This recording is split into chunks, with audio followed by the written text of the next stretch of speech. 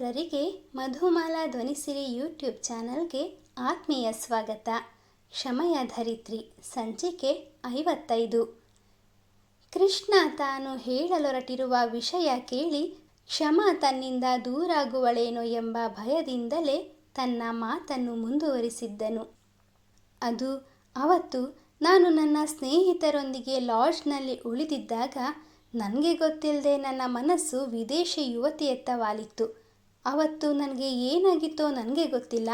ಮದುವೆಯಾಗದ ಗಂಡು ಒಂದು ಹೆಣ್ಣಿನೊಡನೆ ಯಾವ ರೀತಿ ನಡೆದುಕೊಳ್ಬಾರ್ದೋ ಆ ರೀತಿ ಕೆಟ್ಟದಾಗಿ ನಾನು ಆಕೆಯೊಂದಿಗೆ ನಡ್ಕೊಂಡಿದ್ದೆ. ಆದರೆ ಮುಂದೆ ಆಗಬಹುದಾಗಿದ್ದ ಅನಾಹುತ ಎದುರಾಗೋ ಮುಂಚೆನೇ ನನ್ನ ಮನಸ್ಸಾಕ್ಷಿ ನನ್ನನ್ನು ಎಚ್ಚರಿಸಿತ್ತು. ನಾನು ಆ ಕೂಡಲೇ ಅವಳಿಂದ ದೂರ ಸರಿದೆ.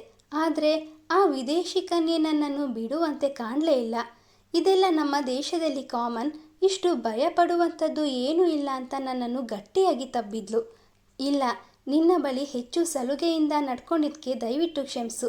ಇದಕ್ಕಿಂತಲೂ ಹೆಚ್ಚು ಮುಂದುವರಿಯುವುದಕ್ಕೆ ನನ್ನ ಮನಸ್ಸಾಕ್ಷಿ ಒಪ್ಪೋದಿಲ್ಲ. ನಾನು ವಿದೇಶದಲ್ಲಿ ಇದ್ದರೂ ಕೂಡ ಭಾರತೀಯ ಸಂಸ್ಕೃತಿ ನನ್ನ ರಕ್ತದಲ್ಲಿ ಇನ್ನೂ ಹರಿತಾನೇ ಇದೆ. ನನ್ನ ತಂದೆ ತಾಯಿ ಕಲಿಸಿದ ಸಂಸ್ಕಾರವನ್ನು ಈ ಮಣ್ಣಿನಲ್ಲಿ ಹೂತು ನನ್ನ ವಂಶಕ್ಕೆ ಮಸಿ ಬಳಿಯೋ ಕೆಲಸವನ್ನು ನಾನು ಯಾವತ್ತೂ ಮಾಡೋದಿಲ್ಲ ಅಂತ ಪರಿಪರಿಯಾಗಿ ಬೇಡ್ಕೊಂಡು ಅವಳಿಂದ ಬಿಡಿಸ್ಕೊಳ್ಳೋಕ್ಕೆ ಪ್ರಯತ್ನಿಸಿದೆ. ಆದರೆ ಆಕೆಯ ವರ್ತನೆ ತೀರಾ ಅತಿರೇಕವಾಗೋದಕ್ಕೆ ಪ್ರಾರಂಭಿಸಿದಾಗ ನನ್ನ ಸಹನೆಯ ಕಟ್ಟೆಯು ಒಡೆಯಿತು. ಒಂದು ಹೆಣ್ಣು ಅಂತಲೂ ನೋಡದೆ ಅವಳ ಕಪಾಲ ಮೋಕ್ಷ ಮಾಡಿದೆ. ಆದರೆ ಆ ನನ್ನ ವರ್ತನೆಯೇ ನನ್ನ ಭವಿಷ್ಯಕ್ಕೆ ಮುಳು ಆಗ್ಬೋದು ಅಂತ ನಾನು ಯೋಚಿಸಲೇ ಇಲ್ಲ. ಅವಳು ಕೋಪದ ಕಣ್ಣುಗಳಿಂದ ನನ್ನನ್ನೇ ದಿಟ್ಟಿಸಿ ಅಲ್ಲಿಂದ ಹೊರ ಹೋದ್ಲು. ನನ್ನ ತಪ್ಪಿಗೆ ಕ್ಷಮೆ ಕೇಳೋದಕ್ಕೆ ಅವಳಿಗೆ ಕಾಲ್ ಮಾಡಿದೆ. ಆದರೆ ಎಷ್ಟು ಬಾರಿ ಕಾಲ್ ಮಾಡಿದರೂ ಅವಳು ಒಮ್ಮೆಯೂ ಕಾಲ್ನ ರಿಸೀವೇ ಮಾಡಲಿಲ್ಲ. ಮರುದಿನ ಅವಳಾಗಿಯೇ ನನ್ನ ಬಳಿ ಬಂದು ನನ್ನನ್ನು ಅವಳ ಮನೆಯ ಪಾರ್ಟಿಗೆ ಬರಬೇಕು ಅಂತ ಇನ್ವೈಟ್ ಮಾಡಿದ್ಲು. ನಾನು ಕೂಡ ಅವಳಿಗೆ ಮತ್ತೊಮ್ಮೆ ಬೇಸರ ಪಡಿಸೋ ಉದ್ದೇಶ ಇಲ್ಲದೆ ಇತರೆ ಸ್ನೇಹಿತರೊಂದಿಗೆ ಅವಳ ಮನೆಯ ಪಾರ್ಟಿಗೆ ಹೋದೆ. ಅವಳು ನನ್ನನ್ನು ಅವಳ ತಂದೆ ತಾಯಿಗೆ ಪರಿಚಯಿಸಿದ್ಲು. ಅವರು ಕೂಡ ನನ್ನನ್ನು ಆತ್ಮೀಯವಾಗಿ ಮಾತನಾಡಿಸಿದ್ರು. ಪಾರ್ಟಿಯಲ್ಲಿ ಭಾರತ ದೇಶದ ಹಲವಾರು ಜನರು ಭಾಗವಹಿಸಿದ್ರು. ನಾನು ಕೂಡ ಭಾರತೀಯ ಅಂತ ತಿಳಿದು ಎಲ್ಲರೂ ಸಲುಗೆಯಿಂದ ನನ್ನೊಟ್ಟಿಗೆ ಬೆರೆತರು. ಬಹಳ ದಿನಗಳ ನಂತರ ನನ್ನ ದೇಶದ ಜನರೊಂದಿಗೆ ಮಾತನಾಡುವಾಗ ನಾನು ನನ್ನ ತಾಯ್ನೆಲದಲ್ಲಿಯೇ ಇದ್ದೀನೇನೋ ಅನ್ನುವಷ್ಟು ಖುಷಿಯಾಯಿತು. ನನಗೆ ಚಿತ್ರಕಲೆಯ ಹಾಗೆ ಮ್ಯೂಸಿಕ್ ಅಂದರೆ ಮೊದಲಿನಿಂದಲೂ ಪ್ರಾಣ. ಅಮ್ಮ ಕೂಡ ತುಂಬ ಇಂಪಾಗಿ ಹಾಡ್ತಿದ್ರು. ನಾನು ಚಿಕ್ಕವನಿರುವಾಗ ಅಮ್ಮನ ಲಾಲಿ ಹಾಡು ಕೇಳದೆ ನಿದ್ರೆನೇ ಮಾಡ್ತಾ ಇರಲಿಲ್ಲ. ಈ ಹಿಂದೆ ನಾನು ನನ್ನ ಸ್ನೇಹಿತರೊಂದಿಗೆ ಪಾರ್ಟಿ ಪಬ್ಗಳಿಗೆ ತೆರಳಿದ್ದಾಗ ಅಲ್ಲಿನ ವಿದೇಶಿ ಸಂಗೀತ ನನ್ನನ್ನು ಸುಮಧುರವಾದ ಹೂವಿನ ಕಂಪಿನಂತೆ ಆವರಿಸಿಕೊಳ್ತಾ ಇತ್ತು. ನನ್ನ ಕೈಕಾಲುಗಳು ನಿಂತಲ್ಲಿಯೇ ತಾಳ ಆಗ್ತಾ ಇದ್ವು. ಅವತ್ತು ಪಾರ್ಟಿಯ ದಿನ ನನ್ನ ಸ್ನೇಹಿತೆ ಅನಿಸಿಕೊಂಡಿದ್ದವಳು ಅದನ್ನೇ ದಾಳವಾಗಿಸ್ಕೊಂಡು ನಾನು ತುಂಬ ಚೆನ್ನಾಗಿ ಹಾಡ್ತೀನಿ, ಡ್ಯಾನ್ಸ್ ಮಾಡ್ತೀನಿ ಅಂತ ಕ್ಷಣ ಮಾತ್ರದಲ್ಲಿ ಹಬ್ಬಿಸ್ಬಿಟ್ಲು.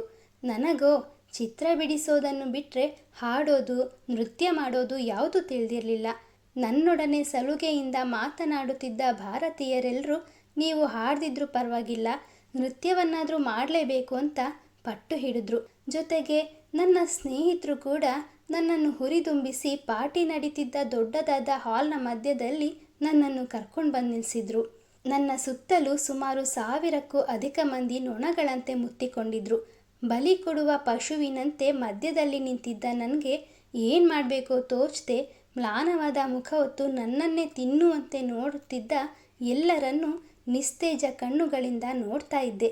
ಇವರಾರೂ ನನ್ನ ಮಾತು ಕೇಳೋದಿಲ್ಲ. ಸದ್ಯಕ್ಕೆ ಇವರಿಂದ ಮುಕ್ತಿ ಪಡಿಬೇಕಾದ್ರೆ ಯಾವುದಾದ್ರೂ ಒಂದು ಸಿನಿಮಾ ಗೀತೆಗೆ 2 ಹೆಜ್ಜೆ ಹಾಕಿ ಇವರಿಂದ ತಪ್ಪಿಸಿಕೊಳ್ಳೋಣ ಅಂತ ನಿಂತಲ್ಲಿಯೇ ಕೈಕಾಲು ಆಡಿಸೋದಕ್ಕೆ ಪ್ರಾರಂಭಿಸಿದೆ. ನಾನು ಯಾವ ನೃತ್ಯವನ್ನು ಮಾಡದಿದ್ರೂ ಕೂಡ ನೆರೆದಿದ್ದವರೆಲ್ಲರೂ ಚಪ್ಪಾಳೆ ತಟ್ಟುತ್ತಾ ನನ್ನನ್ನು ಪ್ರೋತ್ಸಾಹಿಸ್ತಿದ್ರು. ಕೆಲವು ಕ್ಷಣಗಳ ಬಳಿಕ ಪಾರ್ಟಿ ಏರ್ಪಡಿಸಿದ್ದ ಆಕೆ ಸುತ್ತಮುತ್ತ ಎಲ್ಲರೂ ನನ್ನನ್ನೇ ನೋಡ್ತಾ ಇದ್ದಾರೆ ಅಂತ ತಿಳಿದಿದ್ರು ಕೂಡ ನನ್ನ ಕೈ ಹಿಡಿದು ನೃತ್ಯ ಮಾಡೋದಕ್ಕೆ ಪ್ರಾರಂಭಿಸಿದ್ಲು. ಅಲ್ಲಿನ ಜನರಿಗೆ ಅದು ಸರ್ವೇ ಸಾಮಾನ್ಯ ಆಗಿದ್ರಿಂದ ನಾನು ಕೂಡ ಅದನ್ನು ವಿರೋಧಿಸಲಿಲ್ಲ.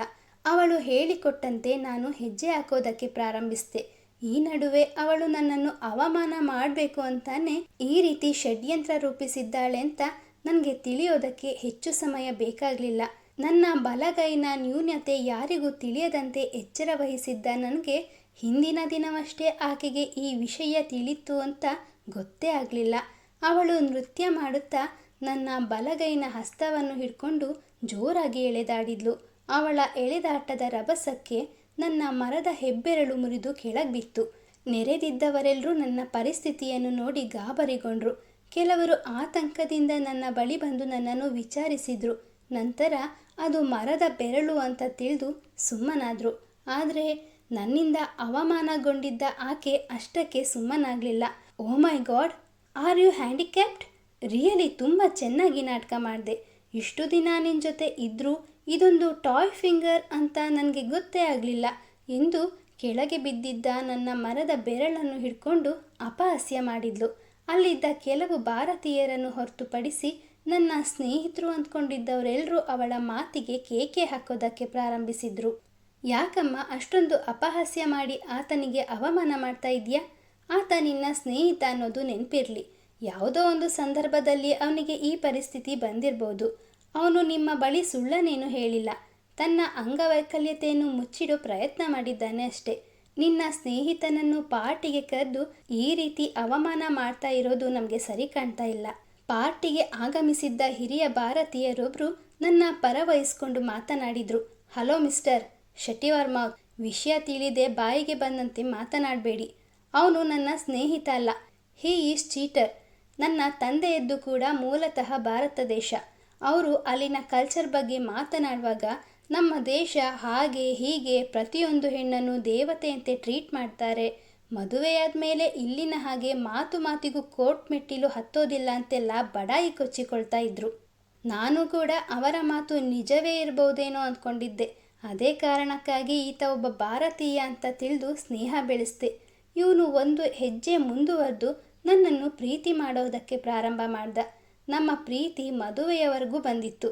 ಇನ್ನೇನು ನಾವು ಎರಡು ಮನೆಯವರನ್ನು ಒಪ್ಪಿಸಿ ಮದುವೆಯಾಗಿ ಬಿಡೋಣ ಅಂತ ಮುಂದುವರೆದ್ವಿ. ಆದರೆ ಈತ ಮಾಡಿದ್ದೇನು? ಮದುವೆಗೆ ಮುಂಚೆ ನನ್ನೊಡನೆ ಸಲುಗೆಯಿಂದ ನಡ್ಕೊಂಡು ಈಗ ಮದುವೆ ಆಗೋದಿಲ್ಲ ಅಂತ ಹೇಳ್ತಾ ಇದ್ದಾನೆ. ಇಲ್ನೋಡಿ, ನನ್ನನ್ನು ನಂಬಿಸಿ ಮೋಸ ಮಾಡಿ ಹೋಗುತ್ತಿದ್ದವನನ್ನು ತಡೆದು ನನ್ನನ್ನು ಮದುವೆ ಆಗಲೇಬೇಕು ಅಂತ ಹಠ ಹಿಡಿದಿದ್ದಕ್ಕೆ ಅವನಿಂದ ನನಗೆ ಸಿಕ್ಕ ಬಹುಮಾನ ಅಂತ ನಾನು ಹಿಂದಿನ ದಿನ ಅವಳ ಕೆನ್ನೆಗೆ ಬಾರಿಸಿದ್ದ ಗುರುತನ್ನು ಎಲ್ಲರ ಮುಂದೆ ತೋರಿಸಿ ನನ್ನನ್ನು ತಪ್ಪಿತಸ್ಥನನ್ನಾಗಿ ನಿಲ್ಲಿಸಿದ್ಲು.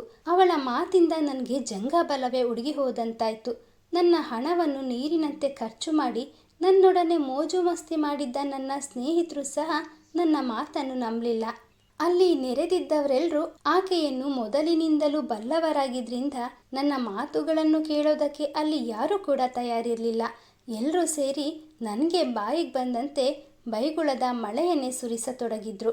ನನ್ನ ದೇಶ ಹಾಗೂ ನನ್ನ ಜನರ ಬಗ್ಗೆ ಮೂದಲಿಸಿದ್ದಲ್ಲದೆ ನನ್ನ ಅಂಗವೈಕಲ್ಯತೆಯನ್ನು ಅಪಹಾಸ್ಯ ಮಾಡಿ ಇಲ್ಲಸಲ್ಲದ ಆರೋಪಗಳನ್ನು ನನ್ನ ಮೇಲೆ ಹೊರಿಸಿ ಅವಮಾನದ ಮೇಲೆ ಅವಮಾನ ಮಾಡಿದ್ಲು ಅಂತ ನನಗೆ ಕೋಪ ಉಕ್ಕತೊಡಗಿತ್ತು. ಆದರೆ ಕೋಪದ ಕೈಗೆ ಬುದ್ಧಿ ಕೊಟ್ಟು ಮತ್ತಷ್ಟು ಸಮಸ್ಯೆಗೆ ಸಿಲುಕಬಾರ್ದು ಅಂತ ಯೋಚಿಸ್ತಿದ್ದವನಿಗೆ ತಕ್ಷಣ ಒಂದು ದಾರಿ ಹೊಳಿತು. ನಿನ್ನ ತಂದೆ ತಾಯಿ ಹೇಳಿದ ಮಾತು 100ಕ್ಕೆ 100ರಷ್ಟು ಸತ್ಯ. ನಾವು ಭಾರತೀಯರು ಕೊಟ್ಟ ಮಾತನ್ನು ಎಂದಿಗೂ ತಪ್ಪುವವರಲ್ಲ. ನಮ್ಮ ತಾಯಿಯನ್ನು ಮದುವೆಗೆ ಒಪ್ಪಿಸೋದು ಕಷ್ಟ ಅಂತ ನಾನು ನಿನ್ನ ಮದುವೆಯಾಗುವ ಕಾರ್ಯದಿಂದ ವಿಮುಖನಾಗಿದ್ದೆ. ಈಗ ಆ ಸಮಸ್ಯೆ ಇಲ್ಲ. ನಾನು ಖಂಡಿತವಾಗಿಯೂ ನಿನ್ನನ್ನು ಮದುವೆ ಆಗ್ತೀನಿ ಅಂದಾಗ ಅವಳು ನಿಂತಲ್ಲಿಯೇ ನಡುಗಿ ಹೋದ್ಲು. ಅವಳಿಗೆ ನನ್ನನ್ನು ಮದುವೆಯಾಗೋ ಯಾವ ಹಂಬಲವೂ ಇಲ್ಲ ಅನ್ನೋದು ತಿಳಿದಿದ್ದರಿಂದಲೇ ನಾನು ಆ ರೀತಿ ಮಾತನಾಡಿದ್ದೆ. ನಾನು ಹಾಗೆ ಹೇಳ್ಬೋದು ಅಂತ ಅವಳು ಕನಸಲ್ಲಿಯೂ ಯೋಚಿಸಿರಲಿಲ್ಲ. ತಕ್ಷಣ ಅವಳಿಗೆ ಏನು ಮಾಡಬೇಕು ಅಂತ ತೋಚದೆ, ನೀನೇನೋ ಆಟ ಆಡ್ತಾ ಇದ್ದೀಯಾ, ಆಗ ಮದುವೆ ಆಗಲ್ಲ ಅಂದೆ, ಈಗ ಆಗ್ತೀನಿ ಅಂತಿದ್ಯಾ, ಕ್ಷಣ ಕ್ಷಣಕ್ಕೂ ನಿರ್ಧಾರ ಬದಲಿಸೋ ನಿನ್ನಂಥವನು ನನಗೆ ಬೇಡ ಅಂತ ಅಲ್ಲಿಂದ ಹೊರಡೋದಕ್ಕೆ ಮುಂದಾದ್ಲು. ಏನಮ್ಮ ನೀನು ಇಷ್ಟೋ ತನಕ ನಮ್ಮ ದೇಶ ಸಂಸ್ಕೃತಿ ಸಂಪ್ರದಾಯದ ಬಗ್ಗೆ ಬಾಯಿಗೆ ಬಂದಂತೆ ಬೈತಾ ಇದ್ದೆ. ಈಗ ಆತ ಮದುವೆ ಆಗ್ತೀನಿ ಅಂತ ಹೇಳ್ತಾ ಇದ್ರೆ ಮಾತಿನ ವರಸೆಯನ್ನೇ ಬದಲಾಯಿಸಿ ಬಿಟ್ಟಿಯಲ್ಲ. ಅವನು ನಿನ್ನ ಜೊತೆ ತುಂಬ ಸಲುಗೆಯಿಂದ ವರ್ತಿಸಿದ್ದ ಅಂದಮೇಲೆ ನಮ್ಮ ಭಾರತೀಯ ಸಂಸ್ಕೃತಿಯ ಪ್ರಕಾರ ನೀನು ಅವನನ್ನೇ ಮದುವೆಯಾಗೋದು ನ್ಯಾಯ. ನಮ್ಮ ಭಾರತೀಯರೆಲ್ಲರೂ ನನ್ನ ಕೈ ಬಿಡಲಿಲ್ಲ. ಆಕೆಗಂತೂ ಏನು ಮಾಡಬೇಕೋ ಗೊತ್ತಾಗದೆ ಸಾರಿ, ಆತ ನನಗೆ ಯಾವ ಮಾತನ್ನು ಸಹ ಕೊಟ್ಟಿಲ್ಲ ಅಂತ ಅಷ್ಟೇ ಹೇಳಿ ಕೋಪದ ಕಣ್ಣಿಂದ ನನ್ನನ್ನೊಮ್ಮೆ ನೋಡಿ ಧರಧರನೆ ಹೆಜ್ಜೆ ಹಾಕುತ್ತಾ ಒಳಗೆ ಹೋದ್ಲು.